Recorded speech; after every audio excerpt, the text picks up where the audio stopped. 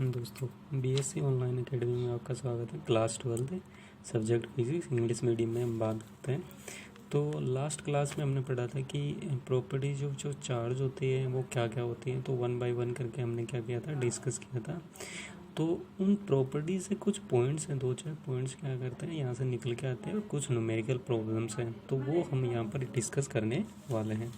तो सबसे पहला जो पॉइंट है, नोट लगा के मैंने डिस्कस किया है। तो पहला जो पॉइंट है वो क्या है, charge is a quantized property. Charge क्या है, क्वांटाइज्ड प्रॉपर्टी है। तो क्वांटाइज्ड प्रॉपर्टीज़ का मतलब क्या होता है कि जैसे हमने क्या लिया, एक पानी का पाइप लिया और यहाँ से नल से इसको अटैच कर दिया। तो पानी क्या होता है, छोटे छोटे टुकड़ों के रूप में आगे बढ़ रहा है। क्या कर रहा है, छोटे छोटे टुकड़ों के रूप में क्या कर रहा है, आगे बढ़ रहा है पानी।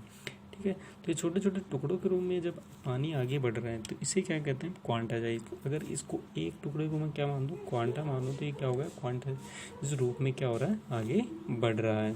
ठीक है, इसी के साथ में दूसरा जो पॉइंट है, दूसरा पॉइंट क्या है, in the process of charging transfer of electron, in the process of charging transfer of electron from one object to another object.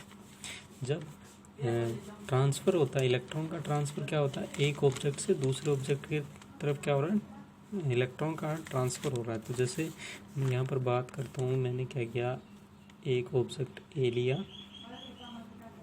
ले लिया और दूसरा ऑब्जेक्ट क्या ले लिया, बी ले लिया। ठीक है, तो इस तरीके से इस पर क्या होगा, एक इलेक्ट्रॉन ट्रांसफ़र हुआ और इससे ये क्या बन गया, पॉजिटिवली चार्ज, और ये बी क्या बन गया, नेगेटिवली चार्ज। इस तरीके से ये चार्ज हो गई, ये दोनों ऑब्जेक्ट क्या हो गए, चार्ज हो गए। तो इसने क्या किया, इलेक्ट्रॉन को इसको दे दिया और इसने क्या कर लिया, इलेक्ट्रॉन अट्रैक्ट कर लिया, अपने पास ले लिया। ठीक है, तो इस तरीके से क्या होता है कि जो इलेक्ट्रॉन को क्या करता है, सेक्रीफाइस करता है, वो तो क्या हो जाता है, पॉजिटिवली चार्ज, और जो क्या करता है, इलेक्ट्रॉन को गेन करता है, इलेक्ट्रॉन को प्राप्त करता है, वो क्या कर जाता है, नेगेटिवली चार्ज हो जाता है। तो ये बात हमने फ्रिक्शन में भी देखी थी। अब हम बात करते हैं तीसरा जो पॉइंट है, massless particles can not be charge. Massless particle को हम क्या कर सकते हैं, चार्ज नहीं कर सकते। जैसे मासलेस जो पार्टिकल है, जैसे फोटोन है, फोटोन को हम क्या कर सकते हैं, चार्ज नहीं कर सकते। मासलेस जो फोटोन है उसको हम चार्ज नहीं कर सकते। तो मासलेस जो पार्टिकल है वो पॉसिबल नहीं है, मासलेस पार्टिकल पॉसिबल नहीं है। फोर्थ जो आता है कि when electron reach from one object to another object, क्या करता है, जब इलेक्ट्रॉन एक ऑब्जेक्ट से दूसरे ऑब्जेक्ट के पास जा रहा है, ट्रांसफ़र होता है, तो क्या होता है, then increase the mass of negatively charged object. तो क्या करता है, नेगेटिवली चार्ज जो ऑब्जेक्ट है उसका तो क्या कर देता है, मास को इंक्रीज कर देता है, और जो पॉजिटिवली चार्ज जो है उसका क्या कर देता है, वो उसको मास को डिक्रीज कर देता है। तो इस तरीके से होता है। ठीक है, तो ये हमारे पास कुछ 4 पॉइंट थे। या इससे हम ऐसे बोल सकते हैं कि इलेक्ट्रॉन एक ऑब्जेक्ट से, जब कोई भी ऑब्जेक्ट है वो क्या होगा, नेगेटिवली चार्ज हो गया, कोई भी ऑब्जेक्ट नेगेटिवली चार्ज हो गया, तो इसका मतलब क्या आता है, वो उसका मास बढ़ रहा है, उसका क्या होगा, मास बढ़ेगा। कई बार 1 नंबर का क्वेश्चन पूछ लिया जाता है इस पर। अगर कोई ऑब्जेक्ट पॉजिटिवली चार्ज है तो उसका मास क्या हो जाएगा, घट जाएगा। ठीक है, तो जैसे जैसे पॉजिटिव चार्ज बढ़ता जाएगा मास कम होता जाएगा, जैसे जैसे नेगेटिव चार्ज बढ़ता जाएगा मास बढ़ता जाएगा। ठीक है, तो ये हमारे पास एक इसका टॉपिक। अब हम बात करते हैं न्यूमेरिकल प्रॉब्लम। तो न्यूमेरिकल प्रॉब्लम के लिए मैं एक फॉर्मूला यूज़ करता हूँ, कौन सा, Q equal to N E. जो क्वांटाइजेशन ऑफ चार्ज है उसके अंदर हमने क्या किया था, Q equal to N E एक फॉर्मूला पढ़ा था।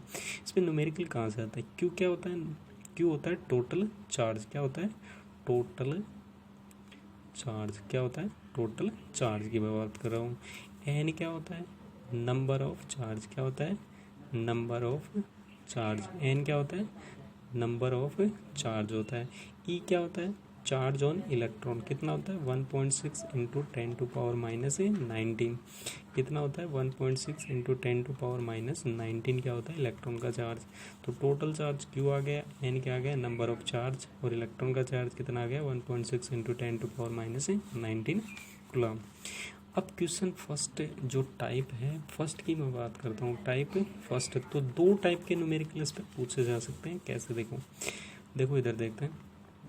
क्यू चार्ज है और एन नंबर ऑफ इलेक्ट्रॉन है। अगर ये वैल्यू हमें गिवन है और इस वैल्यू को हमें फाइंड आउट करना है तो क्या हो गया? फर्स्ट टाइप का हो गया। दूसरा टाइप का, ये वैल्यू हमें, ये वैल्यू गिवन है और ये वैल्यू क्या करनी है? फाइंड आउट करनी है। दूसरे टाइप का न्यूमेरिकल हो गया। तो इस तरीके से टाइप फर्स्ट न्यूमेरिकल की मैं बात करता हूँ। तो टाइप फर्स्ट न्यूमेरिकल है, पहला न्यूमेरिकल है find the total number of electron in 1 coulomb charge. तो टोटल नंबर ऑफ इलेक्ट्रॉन हमें क्या करना है? फाइंड आउट करना है इन 1 कूलम्ब चार्ज में। तो given that Q equal to क्या है? 1 कूलम्ब। क्यू इक्वल टू क्या हो गया? 1 कूलम्ब चार्ज। तो 1 कूलम्ब चार्ज में क्या होगा? टोटल नंबर ऑफ इलेक्ट्रॉन हमें फाइंड आउट करना है। फाइंड आउट, तो फाइंड आउट करना है नंबर ऑफ इलेक्ट्रॉन। क्या करना है? नंबर ऑफ इलेक्ट्रॉन हमें फाइंड आउट करना है। अब हम बात करते हैं। तो हमने क्या किया? एक तरीके से इधर लगा दिया गिवन दैट और इधर क्या कर दिया? Find out. ठीक है, दोनों तरफ इस तरीके से कर दिया। तो गिवन दैट में हमने लिख लिया क्यू इक्वल टू 1 कूलम्ब और फाइंड आउट में लिख लिया नंबर ऑफ इलेक्ट्रॉन हमें फाइंड आउट करना है। तो इससे हमारे पास ये पता लग गया कि हमें क्या तो गिवन है और क्या हमें फाइंड आउट करना है और हमें कौन सा फॉर्मूला यूज़ करना है। ठीक है, तो इसी क्रम में हमें फॉर्मूला पता है कि क्या होता है? We know that Q equal to क्या होता है? एन ई होता है। क्यू इक्वल टू क्या होता है? N E. तो इसी क्रम में आगे हम बढ़ते हैं। तो क्यू की वैल्यू हमने पुट की यहाँ पर, एन की वैल्यू निकालनी है, फाइंड आउट करनी है। ई की वैल्यू क्या है? 1.6 इंटू 10⁻⁻19 कूलम्ब होगी। तो यहाँ से हमें एन की वैल्यू फाइंड आउट करनी है। तो इसमें क्या किया? इसका डिवाइड किया और डिवाइड करने के बाद में हमारे पास इसको सोल्व करते हैं। तो देखो सोल्व कैसे किया है, इधर देखते हैं।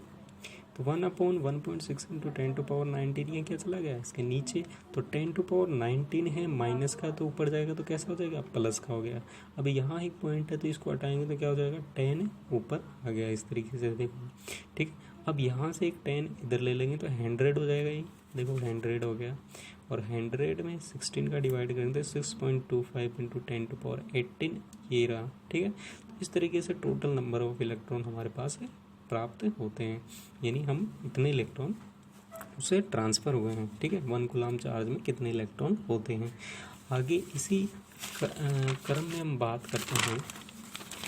इसी क्रम में मैं बात करता हूँ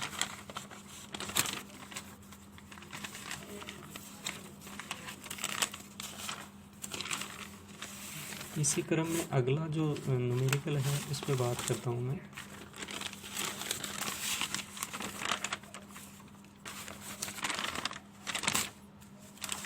देखो इस तरीके से इसी का जो इसी टाइप का दूसरा क्वेश्चन देखता हूँ। जैसे इस तरीके का क्वेश्चन पूछ लिया जाता है। जैसे ये ऐसे डायग्राम दे दिया, इसमें 1 micro coulomb, 2 micro coulomb, -3 micro coulomb और 5 माइक्रो कूलम्ब ये चार्ज हैं इसके अंदर। अब इसमें पूछ लिया find the number of electron from the following diagram. तो यहाँ से क्या निकालना है? नंबर ऑफ इलेक्ट्रॉन निकालना है। क्या निकालना है? Number of electron. तो इसको मैं आगे देखते हैं। देखो तो सबसे पहले वही क्या करना है हमें? गिवन क्या क्या है। तो सबसे पहले हमने क्या किया? गिवन दैट क्या है? टोटल चार्ज क्या है? टोटल इसका किया।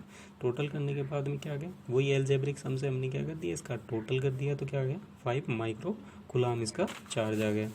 इस सर इधर हमने क्या किया? कैलकुलेट। तो कैलकुलेट क्या करना है? Number of electron. कैलकुलेट क्या करना है? नंबर ऑफ इलेक्ट्रॉन हमें कैलकुलेट करना है। तो इस तरीके से हमें नंबर ऑफ इलेक्ट्रॉन कैलकुलेट करने हैं। तो वही हमें क्या करना है? We know that. क्या करना है? We know that Q equal to क्या होता है? N E. Q equal to क्या होता है? N E. ये फॉर्मूला हमने देखा था। तो क्यू की वैल्यू हमने निकाली है यहाँ से कितनी है? 5 माइक्रो कूलम्ब। तो ये वैल्यू मैंने यहाँ पर रख दी। एन की वैल्यू फाइंड आउट करनी है। ई की वैल्यू हमने क्या कर दी? यहाँ पर पुट कर दी। इस तरीके से ई की वैल्यू पुट कर दी और यहाँ से क्या आ गया हमारे पास?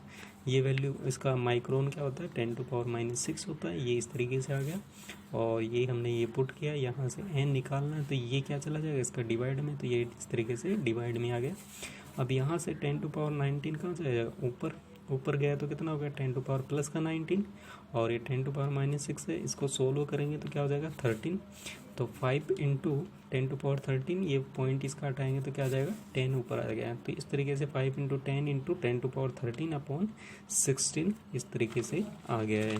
ठीक है, तो 50 इंटू 10 टू पावर 13 अपॉन 16, तो 15 में डिवाइड करेंगे 16 का, तो 3 इंटू 10 टू पावर 13 क्या आ गया, इलेक्ट्रॉन के जो इलेक्ट्रॉन है, नंबर ऑफ इलेक्ट्रॉन है वो हमारे पास प्राप्त हो गए। ठीक है, तो दोस्तों जो चैनल है उसको सबसे पहले तो आपको क्या करना है, सब्सक्राइब करना है अगर आपने अभी तक नहीं किया है तो।